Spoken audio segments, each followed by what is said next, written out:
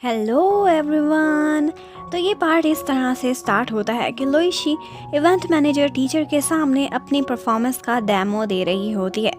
Sir उसे कुछ singing करने को कहते हैं, लेकिन जैसे ही वो गाना गाना स्टार्ट करती है तो उसकी सुरीली आवाज़ सुनकर सारों का मन करता है कि चीखें मार के वहाँ से भाग जाएं। लेकिन यहाँ पर चौहान सर को समझाने की कोशिश करता है कि हम लोगों की सिंगिंग नहीं बल्कि इंस्ट्रूमेंटल और एक्टिंग की परफॉर्मेंस होगी। गाना तो बस 2-4 लाइन्स ही आएंगी। और फिर सारे फ्रेंड्स लुइशी को इनकरेज करते हैं और वो म्यूजिकल इंस्ट्रूमेंट बजाने में काफ़ी अच्छी थी। और फिर म्यूजिक के साथ जब वो थोड़ी सी सिंगिंग करती है तो अब की दफ़ा वो बुरी नहीं लगती। लेकिन अब ओवर बजट का इशू आ गया था। यहाँ पर टीचर फिर उनसे लड़ने लगता है। तो यहाँ पर ली चोंग और जीशिन खुद ही कॉस्ट्यूम्स डोनेट करने की बात करके सर को मनाने की कोशिश करते हैं। जीशिन को एक्चुअली कॉमिक्स का बहुत शौक था और उसी से ही इम्प्रेस होकर उसने कुछ कॉस्ट्यूम्स इकट्ठे किए हुए थे और उनको थोड़ा बहुत मॉडिफाई करने के बाद वो अपना काम चला सकते थे। यहाँ चौहान मौका पाकर लुइशी से रिक्वेस्ट करता है कि मुझे भी कोई रोल दिला दो ताकि मैं रिहर्सल के बहाने थोड़ा थोड़ा जीशिन के साथ टाइम तो बिता सकूं। लेकिन फिर उसे पता चलता है कि उनके मॉन्की किंग के सारे रोल्स हैं और सिर्फ बाजी का ही रोल बाकी बचा है, यानी कि पिग का। लेकिन चौहान को मानना ही पड़ता है। वहाँ बैठी वे अब लुशियन को मिस कर रही थी जो कि लेट था। वो उसे बहाने बहाने से बुलाने के लिए कोई मैसेज टाइप कर रही होती है कि लुशियन पीछे से खड़ा होकर सारा कुछ देख लेता है और कहता है कि सिर्फ I miss you he type कर दो, मैं मान जाता। लेकिन वे उसे मिस करने से साफ मुकर जाती है। और झगड़ा तो उनका वेबसाइट या ऐप बनाने के इशू पर हुआ था, लेकिन यहाँ अब वो अपने कैरेक्टर्स चूज करने के इशू पर भी लड़ाई करने लग जाते हैं। इन शॉर्ट वो दोनों बिल्कुल बिक्रिंग कपल बने हुए थे। और फिर रिहर्सल करते हुए भी असली लाइंस की बजाय डायलॉग्स में अपनी ही लड़ाई वो लोग कंटिन्यू रखते हैं और फिर स्टेज से इकट्ठे नीचे भी गिर जाते हैं। उसके बाद डायरेक्टर सोचती है कि मैं इनको थोड़े रोमांटिक सीन दूं ताकि इसी बहाने इनकी सुलह भी हो जाए, लेकिन ये मिशन भी फेल हो जाता है। उस सीन में माउथ टू माउथ देकर जिंदा करने का टाइम आता है तो यहाँ भी सुलह की बजाय उनकी फाइट ही होती रहती है। अगले दिन रिहर्सल में लाइटिंग की अरेंज करने वाले को एक मिसअंडरस्टैंडिंग हो जाती है कि जैसे ली चोंग वे का बॉयफ्रेंड है और वहाँ पर वे पर एक मशीनरी भी फिर गिरने वाली होती है, लेकिन ली चोंग आगे बढ़ता है और उसे बचा लेता है।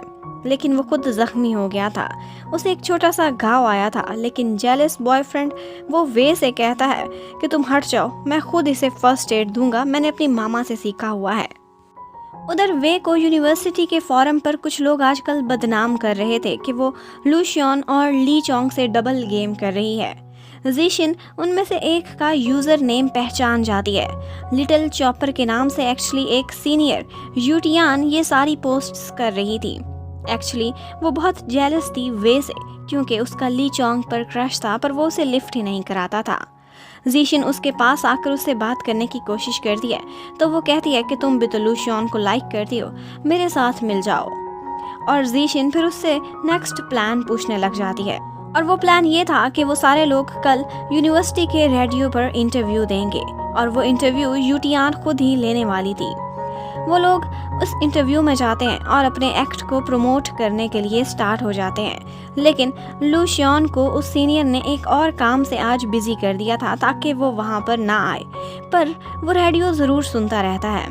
यूटियान परफॉर्मेंस की बजाय वे के कैरेक्टर पर फिर सवाल उठाने लग जाती है और फिर बात ही नहीं बदलती और टारगेट करके वे को बदनाम करने की पूरी कोशिश कर रही होती है। लेकिन उसी टाइम ली चोंग वे के लिए बोलता है, कहता है कि मेरा सिर्फ वन साइडेड लव है, वे बहुत अच्छी लड़की है, प्लीज इसे बदनाम ना किया जाए। इतने में लुशियन भी ऊपर से भागता हुआ उसी स्टूडियो में पहुंच जाता है और रेडियो उस टाइम पर ऑन ही होता है कि वो उससे सॉरी करता है। मेन जिद्दी ज़रूर होते हैं और उनमें सेल्फ एस्टीम भी होती है, लेकिन जिस लड़की के लिए वो ये सब भुलाकर उसे मनाने की कोशिश करते हैं वो ही होती है उनके लिए खुद से भी ज़्यादा स्पेशल। और लुशियन ने आज वे के लिए ये भी कर दिया था और वो भी पूरी दुनिया के सामने। आल्दो वे ने गुस्से में कहा था कि जो भी पहले माफ़ी मांगेगा वो डॉग होगा। उसके बाद जब वो लोग बाहर जाते हैं तो आपस में ठंडे माइंड से डिस्कशन करते हैं कि वेबसाइट बनाएंगे या फिर ऐप। और उसी टाइम पर उनकी डिस्कशन के बीच वहाँ से जाते हुए लड़के लुशियन को डॉग डॉग कहकर छेड़ते भी हैं, क्योंकि सारों ने रेडियो पर सब कुछ सुन लिया था। और वे फिर बाद में उससे कहती है कि चाहे जो भी हो, लेकिन इस प्रोजेक्ट पर तुम मुझे बॉस कहोगे और तुम मेरे एम्प्लॉय होगे। वे काफ़ी कॉम्प्लिकेटेड है। ये थी उसकी सेल्फ सेटिस्फैक्शन टैक्टिक्स, और लुशियन भी इसके बदले में उससे कुछ मांग ही लेता है। जबकि जीशिन, उसने ही लुशियन को रेडियो सुनने और वहाँ आने को कहा था। वो यूटियान से मिलती है और उसे कहती है कि लाइफ में मैं एक साइड रोल ही सही, लेकिन एक विलन मुझे यूज़ नहीं कर सकती। अब लड़ाई तो गाइस ख़त्म हो चुकी थी, तो रिहर्सल में फाइट वाले सीन्स में भी रोमांस ही चलता रह जाता है। इतने में वे को एक इम्पॉर्टेंट कॉल आती है और वो कहीं चली जाती है। एक्चुअली वो अपने वेलफेयर प्रोजेक्ट के लिए आजकल फंड रेजिंग करने की कोशिश कर रही थी। लुशियन से चोरी चोरी वो उसे कुछ करके दिखाना चाहती थी, तो बस वो एक मिस्टर वू से मिलने के लिए जाती है, जो उसके प्रोजेक्ट में काफ़ी इंटरेस्ट शो करता है और 2 दिन बाद उसे बाकी की सारी इन्फॉर्मेशन डिटेल में लाने को कहता है और एक प्रेजेंटेशन भी प्रिपेयर करने का कहता है।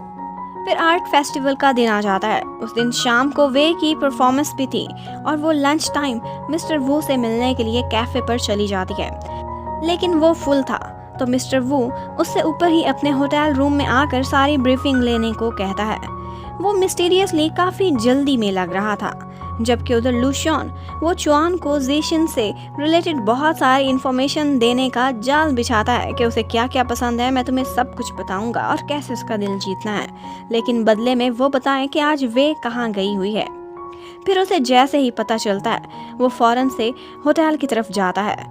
ऊपर मिस्टर वू किसी को मैसेज करता है कि मैं इस लड़की को परफॉर्मेंस में आने से रोक लूँगा, और फिर वे के पास आता है और उसे एक कप कॉफ़ी भी प्रेजेंट करता है। नीचे रिसेप्शन पर खड़ा लुशियन चालाकी से मिस्टर वू का रूम नंबर पता करा लेता है, और फिर जब स्टाफ से वो रूम खुलवा कर किसी तरह से अंदर जाता है तो वहाँ सारा कुछ उल्टा ही सीन हुआ था। वो बिल्कुल बुरी हालत में बेहोश पड़ा हुआ था।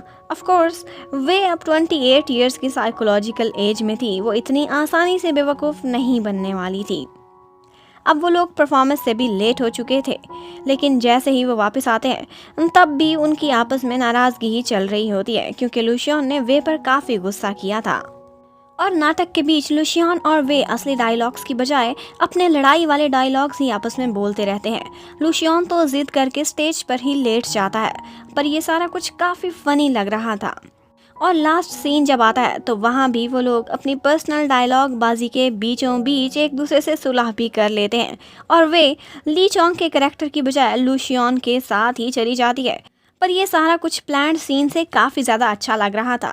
उसके बाद लुशियन एक जगह पर वे को लेकर जाता है और कहता है कि आइंदा किसी भी फ्रॉड के चक्कर में ना आना, तुम सारा कुछ मुझसे शेयर किया करो।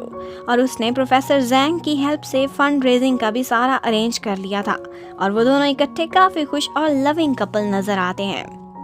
लुशी के बारे में फिर हमें पता चलता है कि वो बहुत अमीर फैमिली से बिलोंग करती है, और उसके डैड शो देखने के बाद अपना फैमिली जेड पेंडेंट उसे भेजकर मैसेज देते हैं कि एज अ हॉबी जो मर्जी कर लो, लेकिन इन दी एंड तुम्हें फैमिली बिजनेस ही संभालना पड़ेगा। जबकि जीशिन, उसके पास चुआन आता है और उसका ट्री में अटका हुआ नेकलेस उसे निकालने में हेल्प करता है। ये नेकलेस उसके बचपन के लव की निशानी थी। चुआन उसे एक मैजिक ट्रिक दिखाकर खुश रहने को कहता है, क्योंकि वो हमेशा सैड सैड सी दिखती थी। और उसके बाद जीशिन उस नेकलेस को पानी में गिरा देती है और अपनी लाइफ से लुशियन के चैप्टर को क्लोज करने का फैसला कर लेती है। उसके बाद वो सारे फ्रेंड्स कराओके वे जाते हैं और अपनी सेलिब्रेशन मनाते हैं। वहाँ लुशी वे के साथ एक डाइस गेम खेलती है जो वो बार बार हारे जा रही थी, लेकिन लुशियन इतना स्वीट था कि उसकी सारी पनिशमेंट्स खुद पर ही लिए जाता है। इतने में वहाँ इत्तेफाक से जीशिन का एक कज़न आ जाता है और वो ज़बरदस्ती सबसे फ्री होने की कोशिश करने लगता है, इवन कि उनका खाना और ड्रिंक्स भी खुद ही पे करने की ऑफर करता है। जीशिन उसे साइड पर लेकर जाती है तो पता चलता है कि वो तो बहुत मीन टाइप का इंसान है, इसीलिए जीशिन हमेशा उसे अवॉइड करती रहती है। एक्चुअली उसने जीशिन के डैड के साथ मिलकर स्टॉक एक्सचेंज में इन्वेस्ट किया था, पर वो सारा पैसा डूब गया था। उनको तो काफ़ी नुकसान हुआ, पर वो सारा पैसा उन्हीं से ही वापस मांगे जा रहा था। और फिर थोड़ी देर बाद वहाँ वॉशरूम में ड्रंक हुई लुशी को जब वो देखता है तो उसका जेड पेंडेंट जो कि काफ़ी कीमती था वो चोरी कर लेता है। लुइशी को तो ये सब पता ही नहीं था। वो ड्रंक थी और उसी हालत में उसे वहाँ से जाने ही नहीं देती, ज़बरदस्ती अपने साथ अंदर ले जाती है। वहाँ सारे लोग नोटिस करते हैं कि उसका पेंडेंट गायब है, तो सभी फ्रेंड्स उसे ढूंढने में लग जाते हैं। और इसी इन्वेस्टिगेशन में सबसे आगे आगे होता है वही जीशिन का कज़न जो चोर था। वे उसे देखती है तो काफ़ी हैरान नजर आती है, जैसे उसे फ्यूचर से कुछ याद आने लगा है। और यहीं पर ही ये पार्ट खत्म होता है। Thank you for watching, stay connected, bye bye.